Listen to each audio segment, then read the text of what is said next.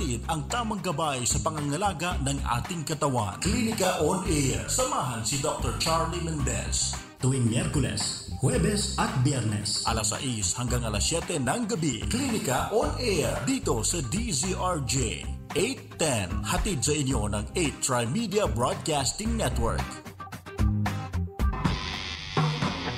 Makinis at kutis pang-artista. Alamin dito sa Klinika on Air. Narito si Dr. Charlie Mendez.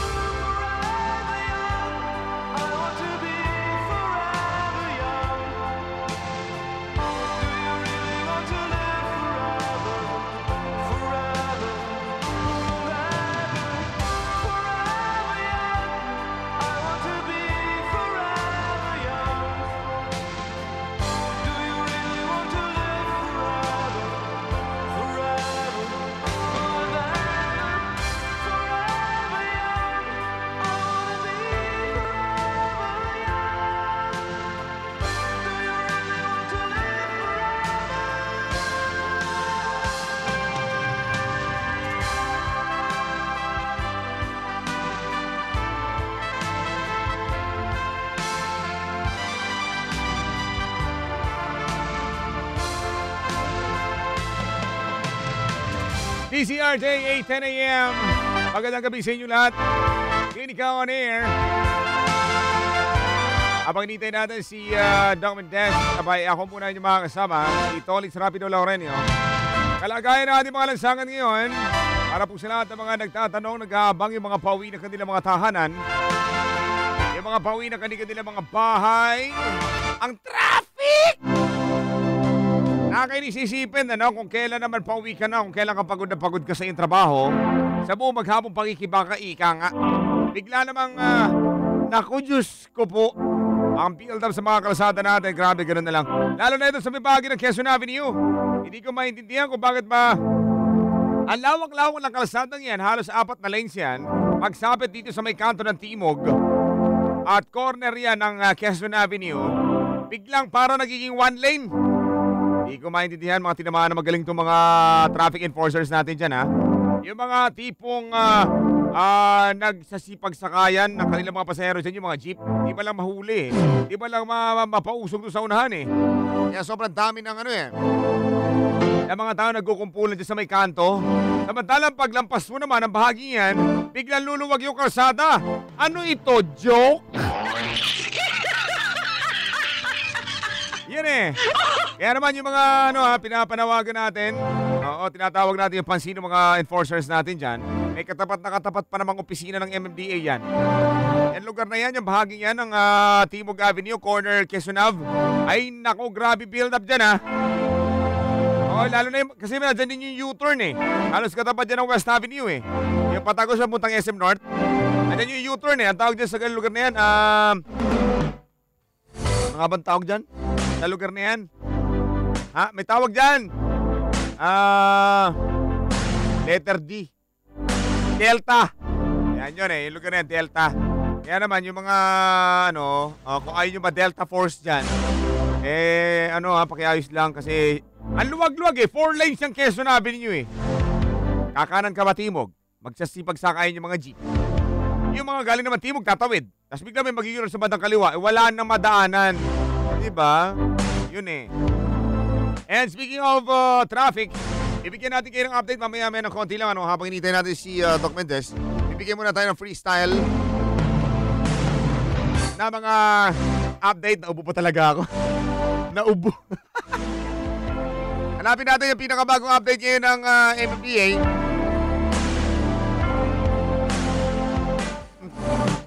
Andali. Tingnan natin lalo na yung mga nagtatanong sa atin ano ba mga kondisyon ng ating mga lansangan ngayon. Titignan muna natin kung passable ba yung mga ruta natin, yung mga route natin. Lalo na dyan sa may bahagi ng Quiapo, kung saan ang itim na Nazareno at yung replika niya, kasalukuyan niya na bumabaybay hanggang alas 9 p.m. ng gabi. Por Diyos por Santo, kapag dyan ka nadaan, para ka naghahanap ng isang pirasong karayom sa bunto ng dayami. Hinahanap mo yung daan mo na alam mo namang imposible. Di ba? Para ka naghahanap ng iyong madadaanan, alam mo naman na dead end. Yung mga dadaan dyan sa may, yung mga papagbag, ika nga sa may bahagi ng Quiapo. Iwasan. Ibigay din tayo ng update dyan habang hinihintay natin si Doc. Ibigay tayo. So, alamin natin ano yung mga update dyan. Bahagi ng ano yan eh. Ng, anong tawag dito? Espanya. Tama ba ako? O, tingnan natin kung apektado yung Espanya. Tingnan natin kalagayan natin mga lansangan. Izquierda. Lagay ng lansangan, daloy ng trapiko. Izquierda. Ito na nga sinasabi natin eh. Na oras na alas 6:11 ng nagmamadaling gabi ng Huwebes. Yung mga tagapakinig natin dyan yung mga kahimpila natin. Eto na, bibigyan ko kayo ng update tungkol sa kalagayan ng daloy ng trapiko mula dyan sa may Espanya. Yung Espanya kasi, karugtong yan, papasok ng Quiapo. Alam naman natin yung Quiapo ngayon, sobrang dami ng mga tao ngayon, matindi volume. Kasi sabi nga natin, ipagdiriwang ang kapistahan ng itim na Nazareno. Yung replika niyan, pumuposisyon ngayon hanggang alas 9 ng gabi. Eto na yung mga daanan, yung mga babagtas ng Espanya. Heads up! Espanya to going southbound. Magmula sa may Welcome Rotonda, nako, tayo medyong bahagyang umuusad sa may bahagi ng street na yan. Sa may bahaging lugar naman, samantala pagsapit naman ng Blooming Street, bahagya pa rin umuusad yung daloy ng ating trapiko going southbound to. Ibig sabihin, yung galing po dyan sa may norte, papuntang south. No? Ang galing southbound, pag sinabi natin southbound, ito yung mula rito sa may, anong tawag dito? Yung circle, yung nagduduto sa Quezon Ave, papunta sa Quiapo. Pagsabit natin ng A. Maceda, simula na ng problema. Ganun din, tatahagin natin yung pag-approaching Antipolo, Vicente Cruz, ganun din sa may Governor Forbes Lacson. Pagsabit ng P. Nobal, ganun din ng Lerma, problemang matindi. Ihandangin yung mga sarili dyan kapag eto nga ang nagiging dahilan ng matinding traffic dyan mula A. Maceda hanggang sa pinakadulo, eto nga yung road closure. Isina na po yan mula kaninang alas 11 naman ng umaga hanggang alas 9 ng gabi. Ito po ay dahil nga po sa prosesyon ng replika ng Black Nazarene. So, ibig sabihin, kapag nandyan at patungo kayo sa lugar na yan, huwag nyo nang asahan. Okay, tayo gagalaw pa dyan. So, magre-routing kayo, manap ng alternatibong mga ruta, alternatibong mga daanan. Huwag ipilit ang sarili kung alam naman natin imposible. Going northbound, huwag mag-alala. Bahagya lang mga problema. Sa mga kaditsyon nila, bahagi ito ng Espanya. Sa may Lerma to, medyo bahagya ang pag-usad. Samantala, pagsabit ng Pinobal naman, ay all green tayo dyan. Izquierda. Lagay ng lansangan. Daloy ng trapiko. Izquierda. All green, Pinobal. Samantala naman, Governor Forbes Lacson, andyan ulit ang problema, so parang ping-pong to. Pagsabit ng Vicente Cruz, luluwag muli ang kakalsadahan, muling magsisikip, bagyang uusan, pagsabit naman ng Antipolo, luluwag muli pagsabit ng Emaseda, at pagsabit ng Blooming Treat, papunta namang Welcome Rotonda, nandyan na po yung build-up natin. So bahagya tayo dyan, so, hindi natin pa rin sabihin na all green, hindi natin pa rin sabihin gano'n. Kasi naman yung mga, tawag dito, mga pumapasadang sasakyan, dyan na rin sa mga shortcut eh. Yung mga tipong dumadaan sa mga loob ng mga dapitan, ng mga sampalok, mga Blooming Treat area, dyan sa mga shortcut yan. Lalabas yan papunta Rotonda, so malamang volume ng sasakyan asahan. So kailangan, huwag magsabay-sabay yung mga isip, no? Oo, na doon lahat dadaan. Kasi minsan pag nagsasabay-sabay, nagkakaroon ng clang, nagkakaroon ng build-up, nagkakaroon ng pagsisikip. Mas masikip pa eh, doon sa may traffic lights eh. Kung kailan naman walang traffic lights, kung kailan luwag na kalsada, kapag nagkasabay-sabay ang pag-iisip at mindset ng mga motorista, nagtatagpo-tagpo doon sa lugar na yun. Sa resulta, ayun nga. Diba? Matinding problema. Samantala naman, dumango naman tayo. Pagsabit naman ng Quezon Avenue, ito isa sa mga busy road natin. Pagsabit ng mga ganitong gabi, yung mga uwi ng Fairview, uwi ng Commonwealth, yung mga gusto makarating ng EDSA, mag-MRT. Ito na ang mga update natin. Hinggil pa rin sa kalagayan natin mga lansangan. Bahagi tayo ng Quezon Avenue mula naman sa may Welcome Rotonda. Sana mabilis yung net. Isang magandang gabi muna sa lahat ng mga nakikinig sa atin mula naman dyan sa may MMDA office. Lahat naman nakatutok sa atin dyan. Ganun din yung mga sangay ng pamahalaan na busy-busy. Yung PNP natin naka-alert ngayon eh. Siyempre maraming tao sa may Quiapo, Maynila ngayon eh. Magandang gabi mga sir. Kamusta kayo lahat dyan? Kamusta naman lahat ng mga nakakunot na noon natin dyan mga sir? Kumain na ba kayo? Naghapunan na ba kayo? Mukhang hindi pa yata tayo naghahapunan ah. Pag ganito mga busy dyan sa may Quiapo, mukhang hindi makakapaghapunan. Di ba? Walang oras. Kakamonitor ng mga tao. Saludo ako sa mga ganyan. Di ba? Hindi iniisip ang kapakanan, hindi iniisip kung gutom ka na ba o busog. Pasang seguridad ang inuuna. Nakakatuwa naman. Kondisyon ng trapiko mula dyan sa may Quezon Avenue, mula Elliptical Road. Going southbound. Papasok po naman to ng Welcome Rotonda. Pag sinabi natin Elliptical Road, ito yung galing sa may circle, no? Sa may City Hall ng Quezon City. Okay, mabilis po ang daloy ng trapiko mula Elliptical. Samantala, bangyang babagal pagsabit naman ng Agam Road. At patuloy yan hanggang Pantayag Road. Muling luluwag pagsabit naman ng EDSA. Tuloy-tuloy yan hanggang Sergeant Esguerra, Scout Albano, Scout Bromeo. At hanggang sa Scout Santiago. Pagsabit naman ng Timog, ito yung sinasabi ko, may build-up dyan. No, may build-up dyan, ito yung sinasabi ko kanina. Muling luluwag pagsabit ng Scout Reyes, Scout Magbanwa. Patuloy tayo sa may pagluwag niyan sa may Rosas Avenue. Muling magkakaroon ng mabagal na pag-usad. Pagsabit natin dyan sa may Roosevelt, sa may Del Monte. Luluwag muli pagsabit ng Dr. Garcia Street. At Scout Chuatoco, mabagal ang usad ng sasakyan hanggang Araneta Avenue. Kasi naman siguro matinding volume din yan. Resulta pa rin ng pagkikita-kita ng mga sasakyan, yung mga galing dyan sa may Espanya Street. No, samantala naman, Santo Domingo hanggang Biak na Bato. Maluwag po ang taloy ng ating mga sasakyan dyan.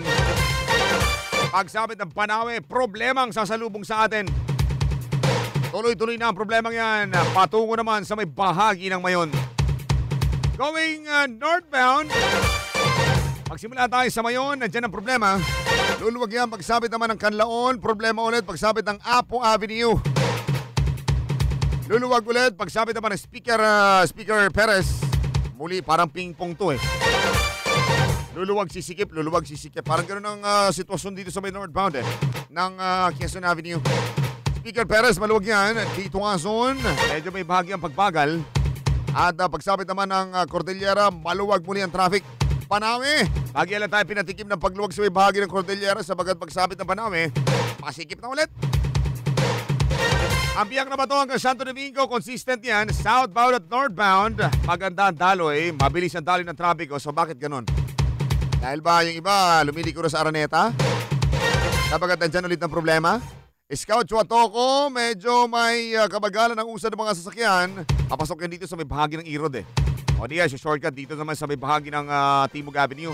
Yung mga papasok dito sa may bahaging area natin. Yung mga malapit sa atin, Banawe, Chuatoco, magkakatabi lang yan. Sa may Christ the King, di ba?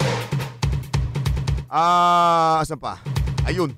Pagsabit ng Dr. Garcia Sr., problema na po ang kakaharapin natin dyan. Tuloy-tuloy, dada ng Roosevelt, Rosa Scout, Magpanawa, Scout Reyes, Timog, Scout Santiago, Scout Bromeo, Scout Albano, Sergeant Esguera at ang EDSA.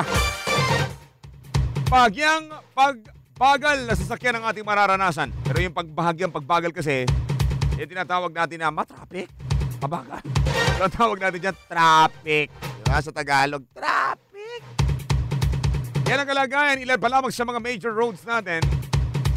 Habang nintay natin si Dr. Mendez, magbibigay tayo ng blow-by-blow update ng ating mga kakalsadahan, lagay ng ating mga lansangan at daloy ng trapiko kung ano ba ang pinaka-latest sa ating kakalsadahan ngayon. Naibigay ko na ang bahagi ng Espanya, naibigay ko na rin ang bahagi naman ng Quezon Avenue, mula elliptical hanggang sa may West Rotonda, at naibigay ko na rin yung northbound at southbound area niyan. So, ibigay naman natin ang bahagi ng EDSA mamaya-maya lamang ng konti. Kapag tayo muna ay mag-commercial break, magbabalik tayo makalipas lamang ilang saglit. Maraming pa tayo mga ibibigay ng mga updates para po sa lahat ng mga nag-aabang ngayong oras na ito kung saan naman. Yung mga kaibigan natin na driver ngayon, yung mga jeepney drivers, yung mga tipong ano ba naman? Wala nga laman, wala pang pasahero, ang traffic pasus Ginoo. Oh, talaga. Hindi lang kanin ang binabaon dapat ngayon. Dapat nagbabaon din tayo ng isang plangganita o di man kaya isang plangganang pasensya. Hindi yung tinapay ha. Ayun, so marami pa tayo yung mga traffic update natin ng Tabayanan. Alas 6:21, magbabalik tayo makalipas ang ilang saglit. Yung dalawa kong anak, naku, sports ang hilig nila. Yung isa, football, varsity. Isa naman po, volleyball. Pangarap nga niya maging Philippine team eh.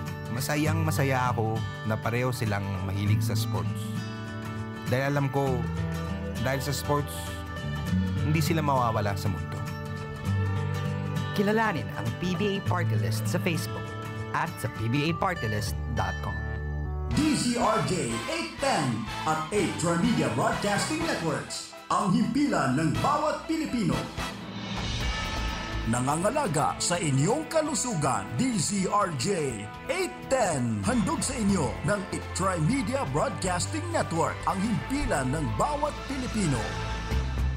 The Doctor is on air dito sa Klinika on Air. Usapang pangkalusugan, mga wastong paraan upang sakit ay malunasan. Ihahatid ang tamang gabay sa pangangalaga ng ating katawan. Klinika on Air. Samahan si Dr. Charlie Mendez tuwing Miyerkules, Huwebes at Biyernes, alas 6 hanggang alas 7 ng gabi. Klinika on Air dito sa DZRJ 810. Hatid sa inyo ng 8 Trimedia Broadcasting Network. Makinis at kutis pang-artista. Alamin dito sa Klinika on Air. Narito si Dr. Charlie Mendez.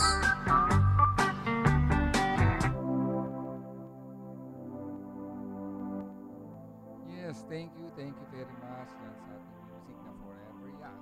Okay, yan ang ating signature song dito sa ating programang Klinika on Air with Doc Charlie. Dito pa rin po sa ating himpilang DZRJ 810 ng A Trimedia Broadcasting Network. Okay, at ngayong araw po ay nagpapaunlak ako dun sa mga request ng ating mga listeners nung nakaraan, lalong-lalo na po yung mga doctors na nakinig sa atin na napakaraming questions tungkol dito sa topic about aesthetic nursing. Nako. Yan kasi ngayon po ay may subspecialty na ang mga nurses natin. Yung tinatawag nating aesthetic nursing. Kasi ang dami nga po mga lumalabas na mga aesthetic doctors nowadays. And para naman sa kapakanan ng mga doctors natin, yun nga, nagtayo ng isang grupo na nagtitrain dito sa mga nurses natin na mga nag-graduate na gustong mag-engage dito sa specific field of aesthetic nursing. Ngayon ay hihimay-himayin po namin yung kanilang bylaws para po sa kalinawan ng lahat dun sa ating mga katanungan. Meron, of course, yung mga nurses din po na gustong pumasok dito sa field na ito, medyo makaklaro po nating lahat-lahat dito sa ating guest.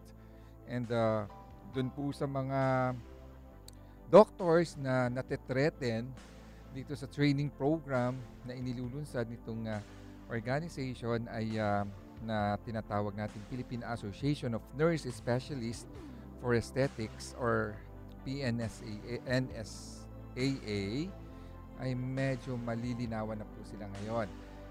And with me ay muli po ay ang napaka-wapong presidente ng Philippine Association of Nurse Specialists for Aesthetics or PNSAA. Pangalawa lang po siya sa aking gwapo, ha. Biro lang. Okay. Pinakikilala ko po at welcome ko po muli dito sa ating programang Clinica on Air with Doc Charlie, ang ating na pong isang kaibigan, si Mr. Ruan Santiago. Magandang gabi, Ruan.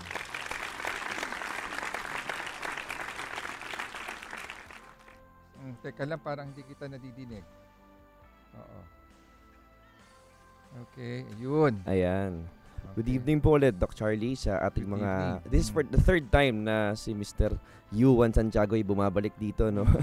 So, Very third time. in demand, Oo nga po. Salamat po ng marami. And Happy New Year po, Doc Charlie. Happy New Year. Happy New Year to. Kailan ba yung Three Kings? Tapos na. Tapos na. Oo, So, nung happy Sunday. Three Happy Kings Three na. Kings na pala ngayon, ano? Yes. So, doon po sa mga may text questions, may mga katanungan, you can text us at 0977-342-1644 or sa 0917-798-8910.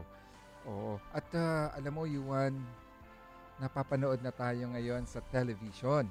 So, bukod po dun sa napapakinggan nyo kami sa DZRJ 810 AM station, ay pwede nyo na rin po kaming mapanood. Channel 7 po ang aming istasyon doon po sa cable link. So, lahat ng nakahook sa cable link ay pwede na po tayong mapanood ng live. Katabi lang yan ang Channel 8. Yung Channel 2 yun. Oo, so, napapanood tayo. And kaya kailangan magdamit na ng maayos ngayon. Nakikita na. Nakikita na tayo sa television. Okay. And tuloy pa rin yung ating yung ating live streaming. Pwede lang puntahan ang ating website. I-type lamang ang atrymedia.com and then doon puntahan ang broadcast live link natin at mapapanood nyo rin po kami sa buong mundo through live streaming. So ang mga programa po natin ay mapapanood dun sa type lamang ang number atrymedia.com/broadcast-live. And doon po sa marami na rin po tayong followers sa Facebook. Ang ating Facebook account is facebook.com/number8trymedia and ang aming Twitter account is @number8trymedia. Ganun din po ang ating Instagram @number8trymedia. Okay. So looking back,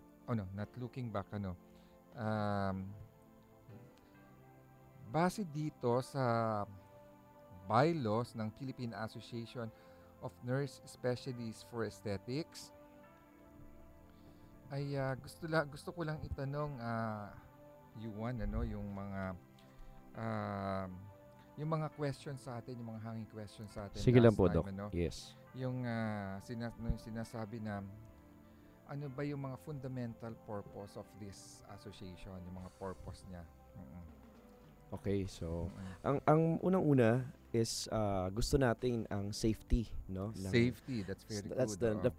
the prime purpose of the Mm. association is basically Mm. safety para sa lahat ng mga tao, no, na Mm. nag-undergo ng any procedure with regard to aesthetic or cosmetic. Mhm. And of course, it's under the regulation of nurses. So yun yung sakop namin. So meron tayong Regulation of nurses. sa amin, sa side ng nurses, since nurse po kami, Mm-mm. doon natin tinitignan. Mm-mm. And we would like to produce competent nurses as Mm-mm. an entry level, no? Kaya Mm-mm. kami gumagawa ng mga examinations and Mm-mm. skills assessment para makita natin kung gaano nga ba ka-ready at ka-prepared ang ating mga nurses sa pagtahak sa isang pagiging aesthetic nurse. Ito bang training program ay ilan ang schools na nag-open for this?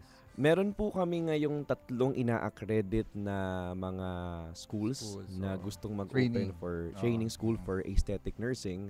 So, ongoing po yung accreditation nila. So, meron na rin nagpakita ng ilang mga, siguro abot na kami sa mga 8 po, I think. 8 na. 8 yung na established na training mga institutions. training schools na gustong i-integrate ang program, and I think we have 5 more who wants to put up their own training school for aesthetic. Okay. And you've mentioned na magkakaroon pa lang kayo ng parang board examination this coming April. So bago nyo sila ipasok sa mga clinics, yung mga nagki-clinics na mga aesthetic doctors natin, may requirement na kailangan pumasa na sila dun sa board Yes. to practice. To practice the... That's very good. Oo. So, sa totoo lang po, Doc, kung titignan mo, since hindi naman siya mandated by the law, no, pwede naman mag-practice kahit sino in terms of aesthetics. That's no? true. Kasi ngayon nga, di ba, yung mga ibang mga aesthetic doctors natin, ang kinukuha nga nilang mga assistants, yung mga facialist lang na yung iba nga hindi naman related sa medical field yung kanilang Yes, exactly. Totoo po. pinag-aralan. Mm-mm. But they were just being trained ng pag-facial, ng kung ano-anong procedures dun sa clinic, ng pagka-operate ng machines. And okay naman, nagpe-perform naman sila ng maayos. But yun nga, nakakatuwa na meron na ngayon itong aesthetic nursing kung saan hindi na kami mahihirapan na yung aming i-hire na assistants namin ay mga nurses na talagang ang competency level ay talagang Fully equipped na sila. Fully equipped Yes. na talagang hindi na kami kailangan siguro ang very basic na lang yung kailangan naming orientation, like Protocol syempre, ninyo yung- sa mga clinics. sa Yes. mga yung talagang yung sariling protocol namin. And Exactly. then, of course, yung when it comes to the use of the machines, yung basic lang din, But otherwise, alam na nila. Mm-mm. Oo. But yun nga, napag-usapan natin last time na mas medyo costly lang yung Yes.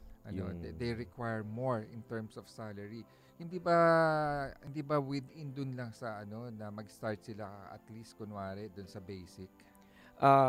It's gonna be between the clinic, no, the employer and the nurse.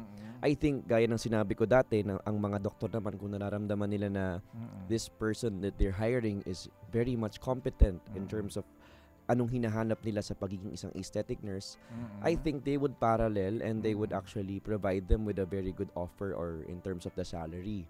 So, since nag-effort din naman ang nurse na mag-aral ulit ng more than a year to be trained as an aesthetic nurse, so it's a higher level of learning, so medyo talagang kinakailangan kasi nga mababa naman talaga ang sweldo ng mga nurses, and as professionals, I think talaga namang kailangan umangat talaga ang mga nurses natin kasi number 1 exporter na nga tayo sa buong mundo ng mga nurses eh.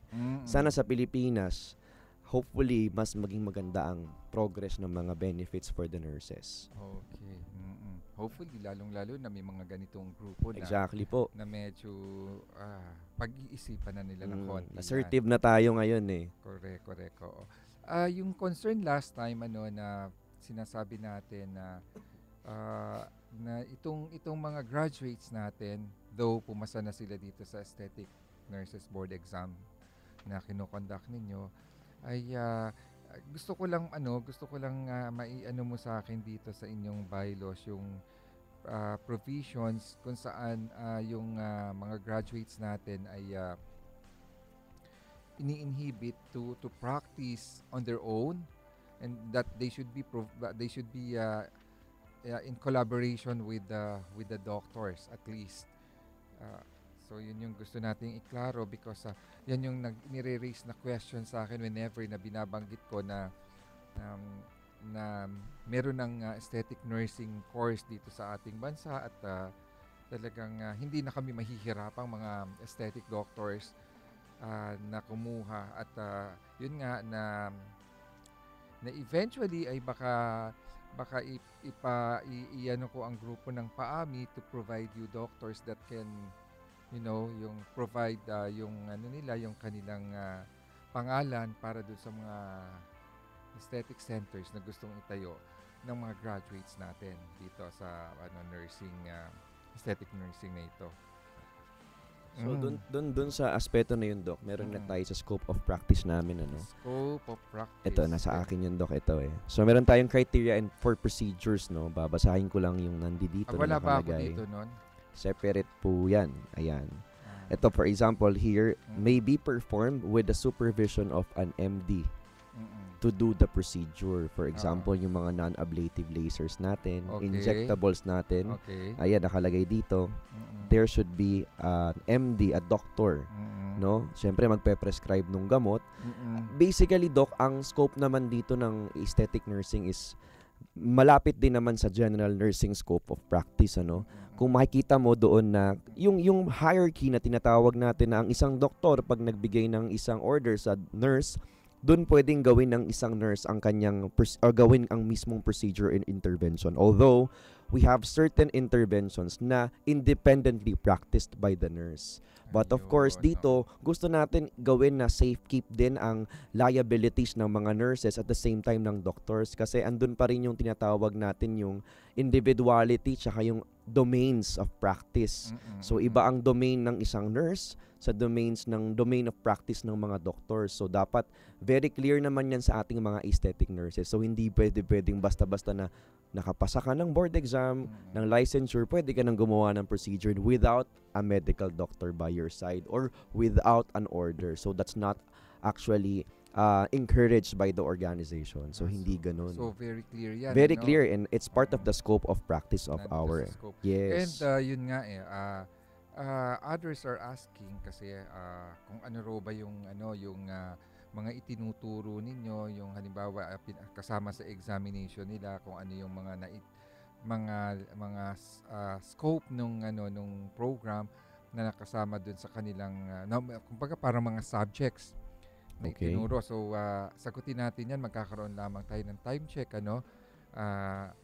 yung mga iba't ibang mga mga procedures na kasama dito sa aesthetic nursing course. Yun ang pag-uusapan natin. Wag po kayong aalis, babalik po kami ng aking guest na si Mr. Yuan.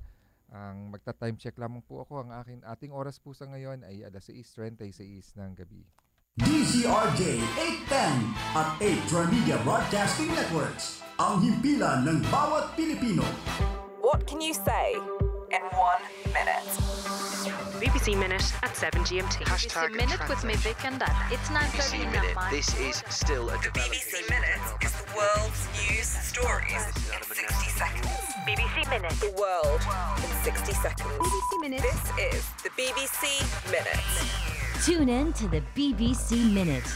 Weekdays on DZRJ 810 AM. The voice of the Philippines.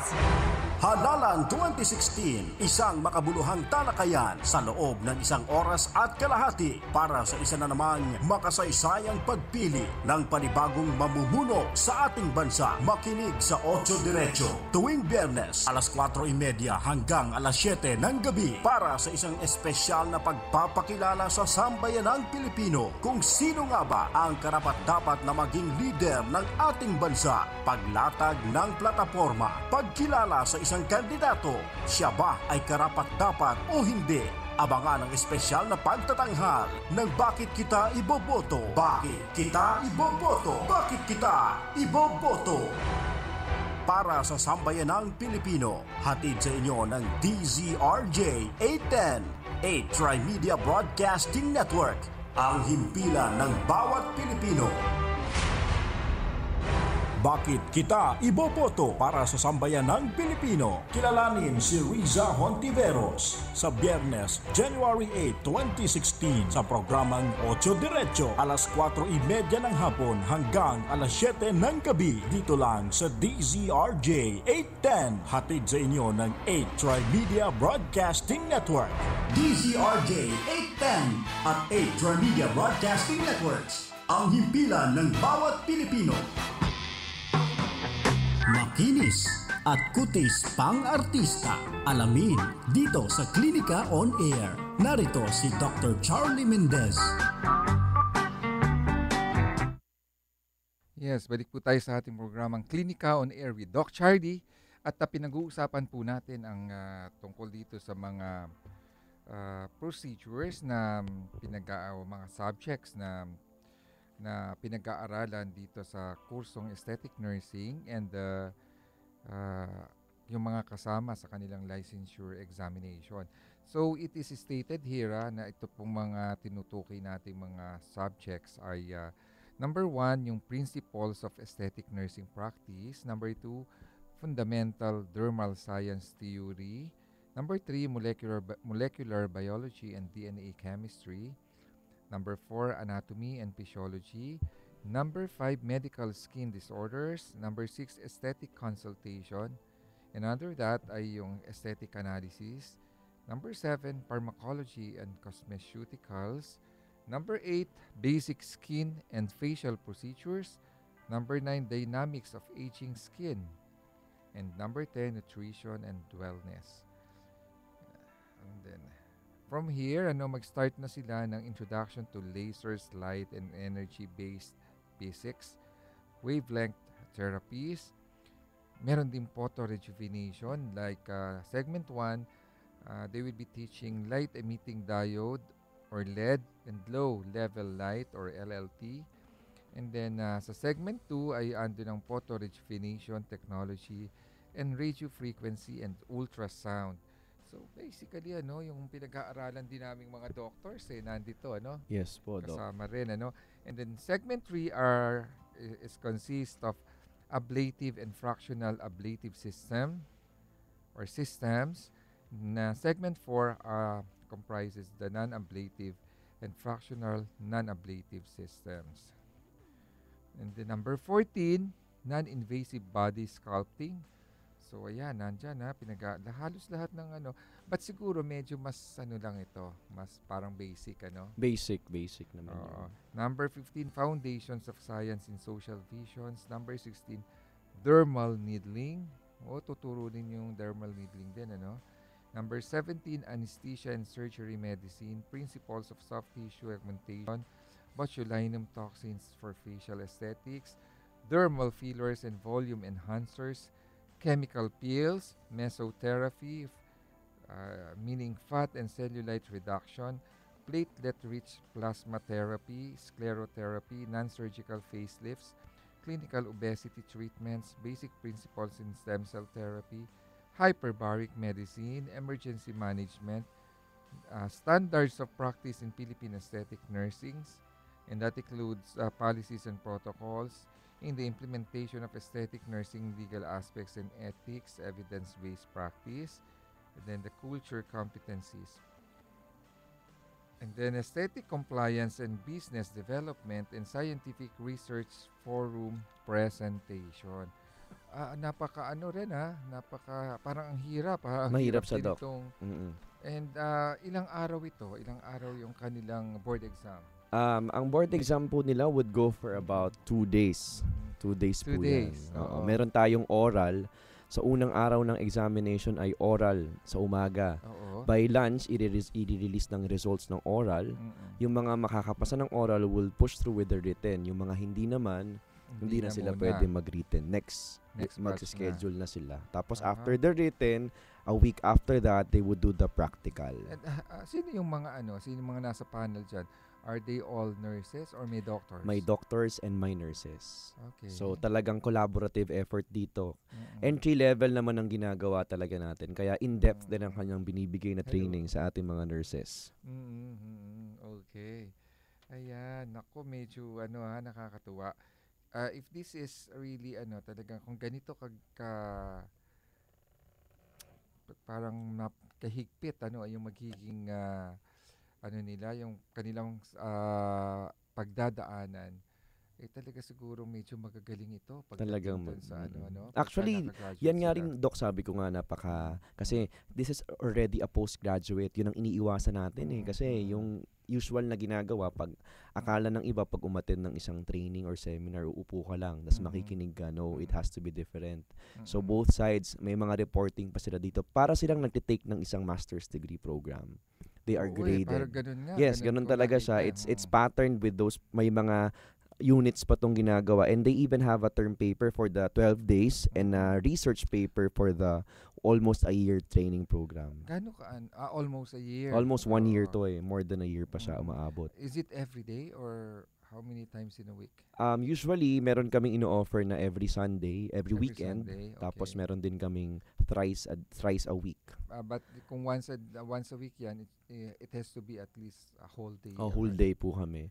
Inaano natin para for example, for a 3-unit program, at least yung meetings natin. So, para talagang masteral degree. Parang master's degree po talaga siya. Postgrad degree. Ayun, medyo naklaruhan na rin po tayo because it is stated here na let's say there is a procedure like dermabrasion or medium peels which removes layers of skin. This is basically at least very invasive and it has a potential for complications. Dito, they can only perform it with the supervision of a doctor, an ANP or a CANS trained to do the procedure, and they should be really available while doing the procedure. So ayun, medyo maganda po yan nakalagay dito. Same with the non-abrasive lasers, light IPL devices for hair. Ganun din, required din ng MDs. For injectables like gluta and mga dermal fillers, Botox, MD din. nakasulat din po dito na medyo kailangan nandiyan ng MD kung magpe-performance sila. Yes. Okay. Meron ba ditong provisions na nakasulat na hindi sila pwedeng magtayo ng clinic alone?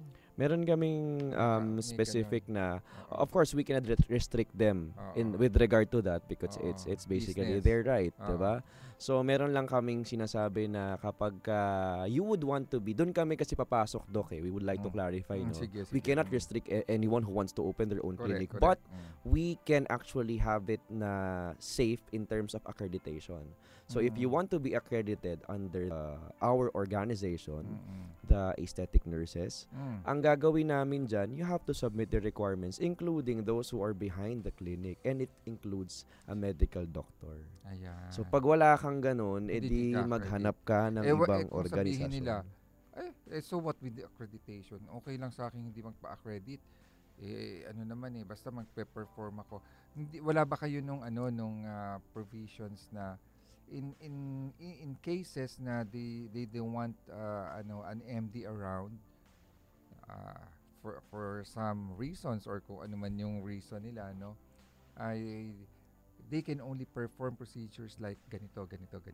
Yes, we have that. Dapat particularly. may ganon, If they are actually under the organization, if they are members of the organization, we provided a cluster, a specific cluster na you can perform this independently. Correct. This aesthetic nursing interventions without the doctor. But for example, may mga prescription of drugs. So syempre kung may doctor's order naman and trained na, yun, kailangan pa rin yun. Pwede namang gawin, but of course provided you have a doctor. Siguro yung aspect na like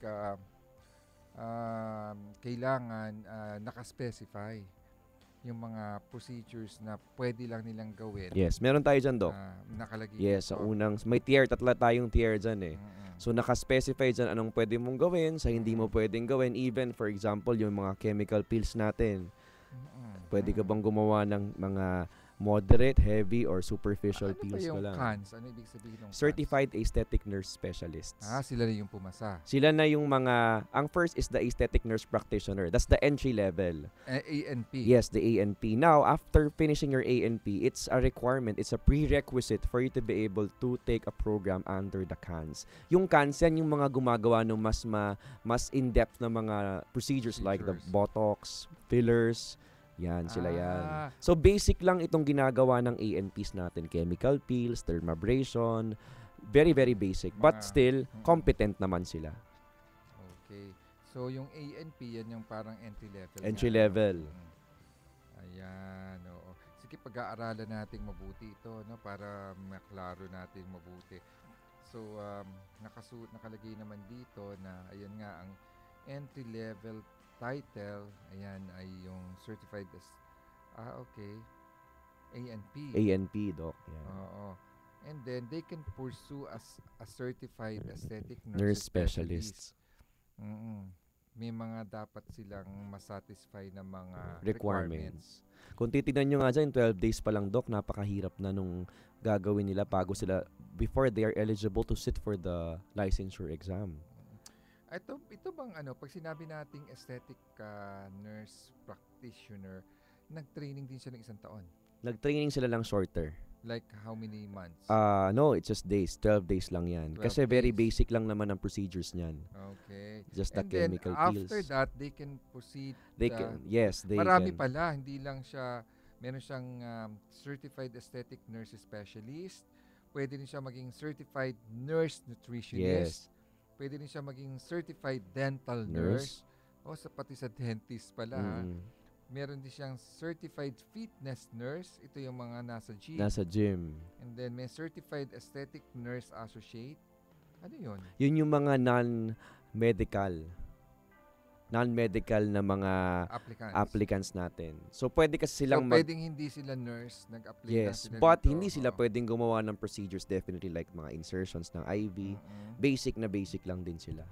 And then, meron silang Certified Aesthetic Professional Associate. Yan. Mas umangat naman. Mas umangat lang sa ng yan. Yung mga ito naman parang mga assistants ng mga nurse. Yes, associates. Yes, correct daw.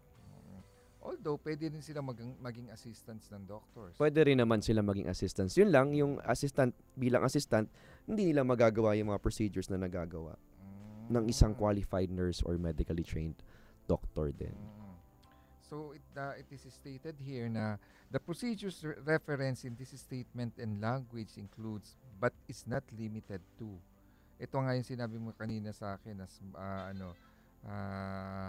scope of practice. Yes, the scope of practice. Yung aesthetic, cosmetic, and dermatological procedures and the scope of practice for the aesthetic cosmetics ay may be performed by CANS. Dapat CANS na siya. Yes, dapat. Certified Aesthetic Nurse. Okay. So, hindi lahat. Basta nakapasok ka ng ANP, okay ka na sa lahat, no. Step by step din tayo.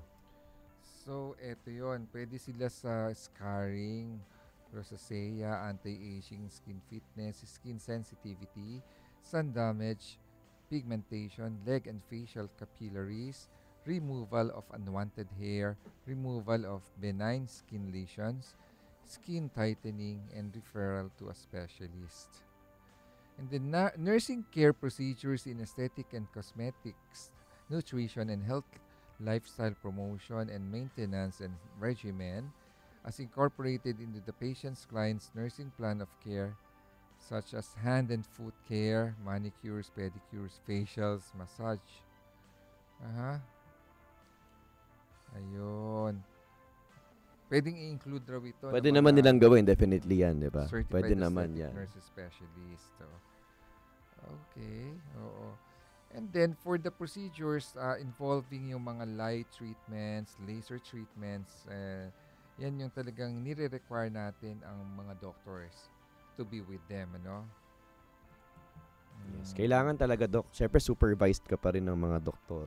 At may order ang doktor. I would suggest nga na siguro ganun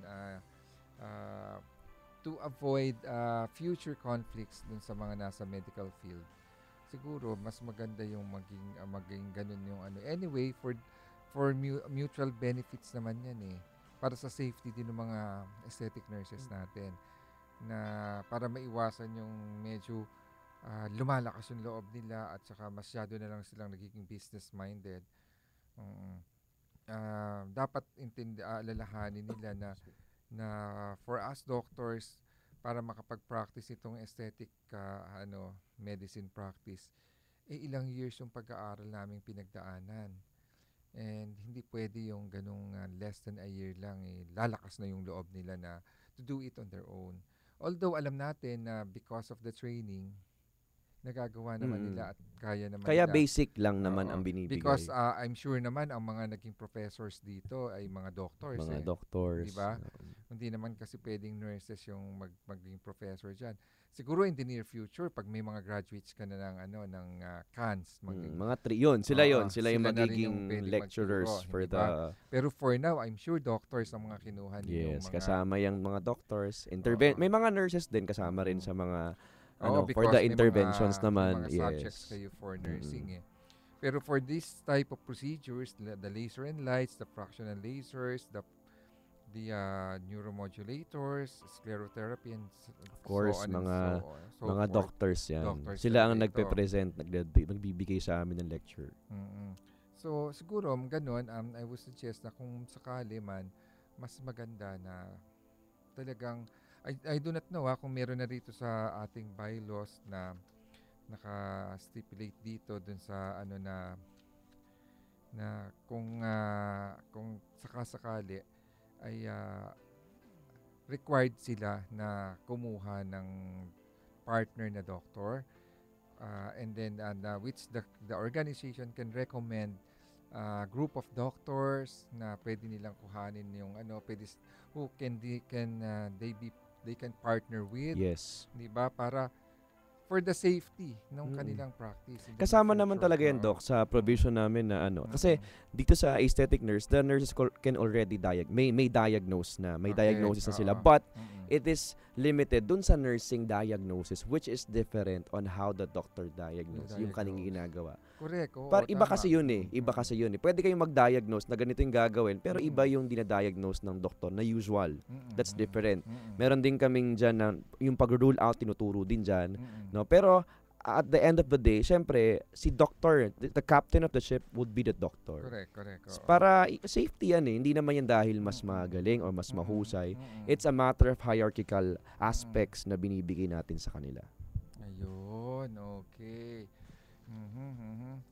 So, dyan maaasahan mo itong mga paami doctors natin. Pwede makipag-partner dito sa organization mo, sa Philippine Association of Nurses Specialists for Aesthetics. Pwede kitang provide ng mga list of doctors na pwede rin, sila mag-partner. Ayun, naman yan actually ngayon, may mga ganyan na, may mga existing na rito mga aesthetic clinics na hindi naman doctors ang owner. Dito sa Quezon City lang. Pero I presume they have doctors naman. They have doctors. Yeah, ayun. Because may mga lumapit sa aming organization kung sino yung mga doctors na pwedeng and mostly ang naibibigay namin dyan yung mga doctors na walang sariling clinics. Yes. Oo. May reason na naman tayo for doing that para maiwasan yung piracy ng pasyente. Because halimbawa, kumuha tayo ng isang existing na yung tayo clinic. ng isang doktor na may existing na clinic. Baka lumipat. Siyempre, kung pasyente ako, Dok, saan po bang clinic nyo? May clinic ako dito sa yung possibility na si pasyente maipasa. doon na mag-follow up. Yes, exactly. Dahil ayun ng doktor. Especially doktor yung kausap niya. Oo, especially doctor. May andun yung which is unfair naman dito kay Doon sa nagtayo ng clinic. O kung di man nurse yun or businesswoman yan, sa kanya yun pero sa advertisement na yun, tapos mapapirate. Pero alam mo, mahirap kontrolin yan. But then, still, at least meron tayong protocol na ibibigay kahit na paano, mabigyan ng guidance. Kumbaga sa business, bilang ako din, nagninegosyo rin naman ako, these are calculated risks na rin natin maiiwasan talaga yung mga ganyang bagay. Sa lahat no? Sa lahat, kahit na kahit na may batas. Oo, kahit bigyan mo ng 100% na pagmamahal ng mga employee, meron talaga at meron din naman na Exactly. So Pero isa sa nakita kong solution dyan, Ruwan, yun nga, yung ang ibigay kong mga doctors, yung wala pa talagang yung clinic na basically start pa lang sila. parang sabay silang mag-grow nung company na eventually hindi na rin naghangad si doctor na magtayo ng sarili because yung kanilang partnership maganda na. Satisfied sila sa income nila pareho. Tsaka hindi maaaluf, Doc. Kasi syempre, di ba, pagka medyo, alam mo naman, pag medyo higher na may experienced doctor na rin siya, syempre medyo mahihiya ang nurse o ang may-ari. So dito, pareho kayo nag-grow. Very, very mutual ang magiging aspect ng relationship. So yan din yung maganda kung makikipag-tie up kasi kayo dun sa mga group of doctors na talagang at least parang kasanggaan dating. And we are very open. Yun naman ang gusto, Doc, di ba sabi ko nga sa inyo before na I was seeking for the support, for your support, for the support of the doctors na hindi kami umaalis, kumbaga nagsasarili kasi at hindi kayo nakikipag-compete. Hindi kami nakikipag-compete kasi kailangan natin dito collaborative efforts. This is not just for us, it's for everyone. It's our job as nurses to give. It's our responsibility and accountability to provide safety sa lahat ng mga pasyente. So walang aspeto na kami mas magaling na, mas mahusay na kami. No, hindi ganoon. Dapat tulungan. Hindi natin maiiwasan na may iba, may ganung utak, pero yun nga ang gusto natin gawin balance lang. Tulungan lang lahat sa lahat naman ng aspeto. Healthcare professionals naman ang lahat ng tayo. Ayan ang So naklaro po natin yung mga confusions, yung mga big questions sa utak ng mga doctors natin dyan. And then dun sa mga nurses na nakikinig sa atin ngayon who will be interested to enroll, saan sila Ayan, Doc. Pwede ko bang isabihin yung, on air ko yung number, no? So for those who are interested, you may reach the Philippine Nursing Association for Aesthetic Practice. Okay. Ang training center namin ay nasa Visayas Avenue, Quezon City ngayon. It's at International Academy Manila. Okay. Ang number natin, we have 0927 656-5600. That's 0927-656-5600. And they can actually reach us through our office phone. It's 456-0239. Ulitin ko lang, Doc, ha? 0927-656-5600. At ang ating office number is 456-0239. Sa lahat ng mga interesadong nurses or non-nurses na gustong pumasok sa pagiging isang aesthetic nurse or esthetician. Ayan. Correct. Anong pangalan ng office ulit? International Academy Manila. Ayan. Iba ito dun sa International Yes, partner din naman isang so dito namin ginagawa yung training natin for the 12 days. Sila kasi nasa 6 months yung ginagawa to a year training. International Academy Manila. Okay. So they can visit the website www.iamanila.com. Ayun. So with that, nagtatapos na po muli ang ating ang bilis, programa. Doc, no?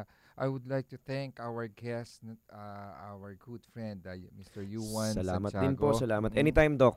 The President of the Philippine Association of Nurse Specialists for Aesthetics, or PNSAA. Thank you very much. Maraming salamat din po. And I would like to thank Liquid Gold, Derma World, Hammerhead, at ang Greenyo Dental Clinic. Thank you very much. Magkita-kita or magkanig-nig po muli tayo bukas. Ito po muli ang inyong lingkod, Dr. Charlie Mendez, dito po sa ating programang Klinika on Air. Maraming salamat po sa inyong pakikinig. Magandang gabi po sa inyong lahat. DZRJ 810 at